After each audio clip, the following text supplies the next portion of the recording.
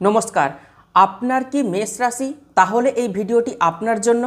আর যাদের নামে প্রথম অক্ষর এ বা এল দিয়ে শুরু, তাদের সঙ্গে এই ভিডিওটি রিলেট করবে।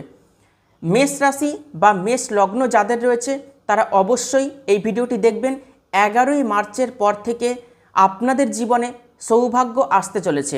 দীর্ঘ 12 বছর পর দেবগুরু বৃহস্পতি 11ই মার্চ 2026-এ নবমপতি এবং দ্বাদশপতি দেবগুরু বৃহস্পতি তৃতীয়ভাবে মার্গী হচ্ছেন, বক্রী থেকে মার্গী হচ্ছেন, এবং চতুর্থভাবে দেবগুরু বৃহস্পতি উচ্চস্থ হবেন জুন 2026-এ।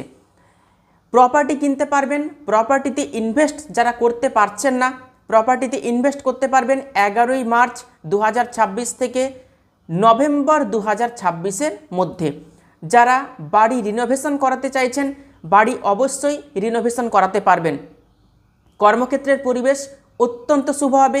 যারা অনলাইন কোনো কাজকর্মের সঙ্গে যুক্ত রয়েছেন, মার্কেটিং ফিল্ডের সঙ্গে যুক্ত রয়েছেন, যারা মানি মার্কেট, শেয়ার মার্কেটের কোনো কাজকর্ম করেন, যারা ম্যানুফ্যাকচারিং ইন্ডাস্ট্রির সঙ্গে যুক্ত রয়েছেন, টিচিং প্রফেশন, এই সমস্ত প্রফেশনের সঙ্গে যারা যুক্ত, তাদের জন্য ভালো হচ্ছে। 11ই মার্চের পর থেকে পারিবারিক কষ্ট, অশান্তি, ঝামেলা এগুলো কিন্তু দূর হতে চলেছে। ডিসিশান এবারে সঠিক নিতে পারবেন, মানসিক স্টেবিলিটি আসবে।